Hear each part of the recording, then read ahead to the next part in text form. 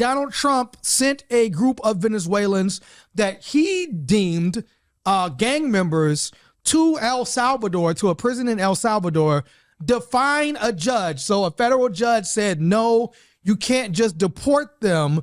There has to be some type of step. This is kind of what we had talked about, even with the story.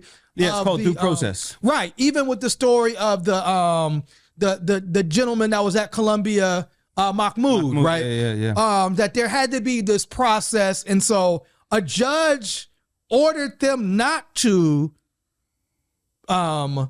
deport these people. They did anyway. Yeah, said you can't do this. And Trump said, don't believe me, just watch. Right. I mean, but and then there was a point where like Mark Rubio like retweeted somebody saying, oops, too late.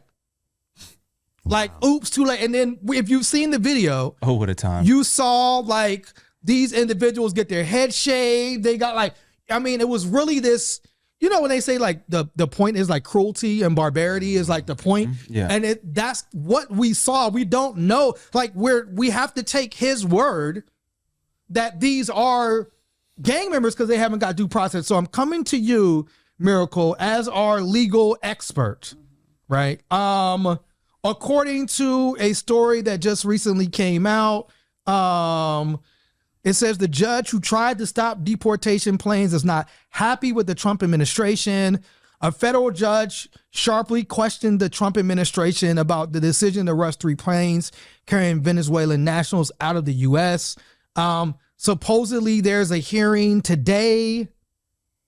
Is this just the beginning of the Trump administration getting rid of anybody that they deem enemies to them? And do we have to carry our passports at all times and possibly prepare to go to another country?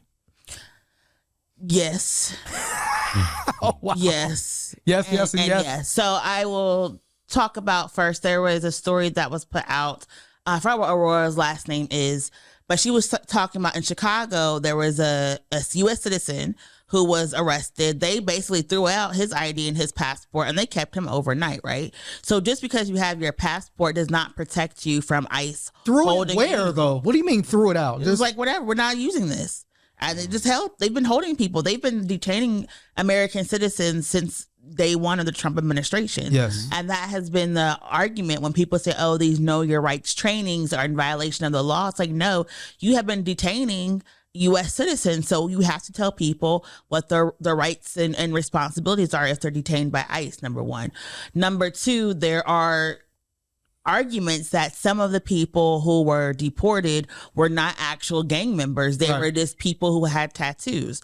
And so there has been no argument and proof that these individuals who were arrested were actively in a gang process, were actively involved in the gang. Right. A reminder, for over like 15 years, a lot of organizations, particularly Black civil rights organizations, have talked about how the current gang database is incorrect. You can be put on a gang database for living in a neighborhood, for being related to somebody who's in a gang, for being pictured wearing similar dress clothing and be accused of a gang and never be told you're on a gang database. Right. So again, there has been no due process. That's what people talk about due process. There has been no hearing that proves that these individuals were in a gang. Right. Now, the president of El Salvador said, hey, we got these people. We're not sending them back to Venezuela. Oh, no. We're keeping them in our prison for a minimum of a year so they can work and do labor to make their prison sustainable. So essentially, the United States government is human trafficking people, holding them in concentration camps and slave camps and labor camps in order to basically have a profit. And so it's quite illegal, the whole entire operation.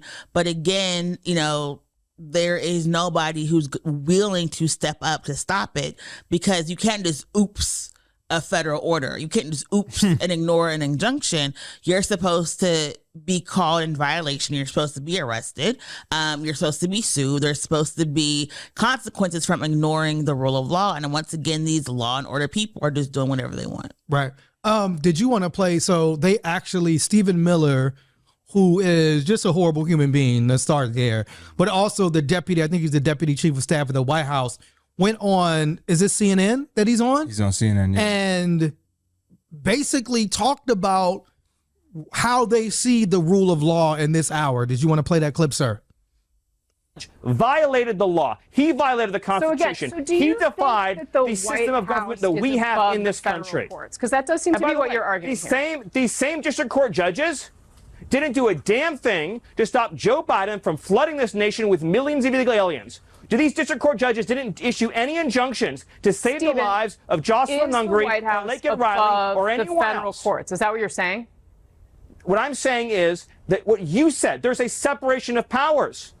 The judiciary exercises judgment and relief. I don't speak for the White House. You are here to speak. I will do. You're here to speak for the White House. I just want you to answer that one simple question. I am. Ready? Here we go. Under a proper reading of the Constitution, district court judges provide relief to individual plaintiffs seeking relief. District court judges do not have the authority, as a general matter, to enjoin the functioning of the executive branch. But their authority is at its lowest point when the president is exercising his powers as commander-in-chief.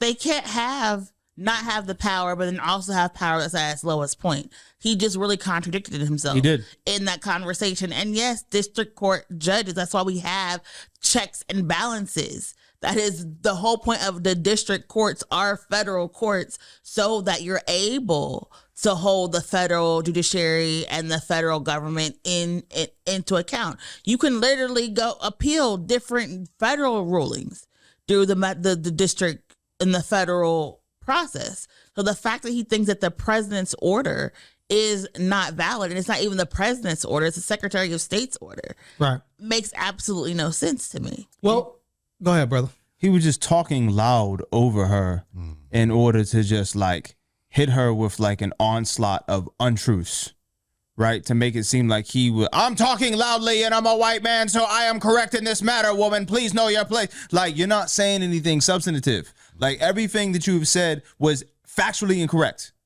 Everything that you said was factually incorrect. There, like Miracle said, there's checks and balances systems here brought out for a specific reason. And the federal branch of this does have an ability to supersede, because we just seen what Biden did. Biden's pardon stuck, right? Well, not according to Donald Trump, because but he was but so how the January 6th pardon's valid then? Well, according to Donald Trump, it only works one way. Well, according to Donald Trump's rant, his late night rant, because Biden used an auto pen. What is an auto pen? It's a machine that like will sign your name. He didn't sign it with his own hand. that auto pen violates. But again, here is, I'll just give you a thing. It said, this is the Deputy Associate Attorney General claimed Monday that the government was free to ignore the courts because it was an oral order. He said, quote, "We believe that there was no order given. An injunction is not ordered until it is in the written filing." So they're battling semantics. So, right. So the judge said that's a heck of a stretch. You can't violate the injunction if you don't like it. You can appeal it or seek to modify it. But like you said, the court is the horse is out of the barn, right? Yeah. These men are in El Salvador. They're not coming back. Yeah. Yeah. I mean, there's a possibility they come back because all the people they sent to Guantanamo, they then went back and grabbed them and put them in Louisiana, right? So there is. So are they repatriating these people? Or? It's like a whole mess, and I do think that the part of the issue with all of this is the lack of due process means no one knows if and when they're going to be deported or if they're on the list. Yes. Or what they can do. So Canada is taking people, Mexico is taking people, Ireland is taking people, right? So people have opportunities to go other places. But the problem is that if the United States government has done this agreement with El Salvador, it's another private prison.